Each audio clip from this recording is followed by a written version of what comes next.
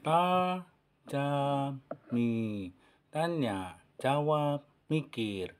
Tajami terus pikiran Anda dengan kebenaran firman Tuhan, dan itu yang akan mengubahkan hidup Anda. Yesus selamat. Saudara kita mengatakan Yesus selamat. Dia bahas dari satu ayat saja supaya sesuai dengan pikirannya. Dia mengatakan Yesus selamat, ayatnya Ibrani 5 ayat 7. Dalam hidupnya sebagai manusia, ia telah mempersembahkan doa dan permohonan dengan ratap tangis dan keluhan kepada Dia yang sanggup menyelamatkannya dari maut, dan karena kesalehannya ia telah didengarkan.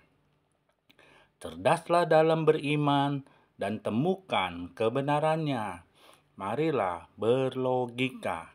Pertanyaannya, yang pertama, waktu Yesus disalibkan, banyak yang menyaksikan. Apakah bisa selamat dalam keadaan disiksa, menderita, tangan dan kakinya disalibkan? Apakah Yesus bisa kabur? Yang kedua, jika Yesus selamat waktu penyaliban, bagaimana cara Allah menyelamatkannya?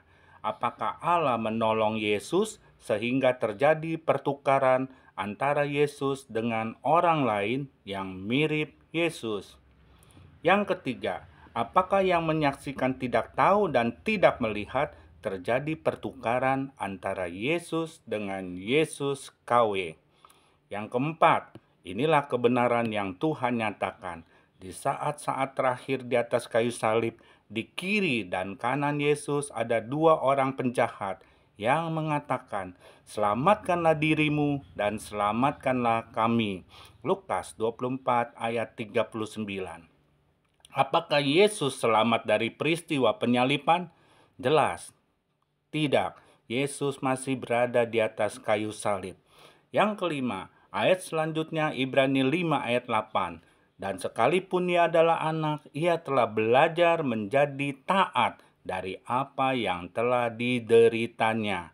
Ayat lain di dalam Filipi 2 ayat 8 menjelaskan, dan dalam keadaan sebagai manusia, ia telah merendahkan dirinya dan taat sampai mati, bahkan sampai mati di kayu salib.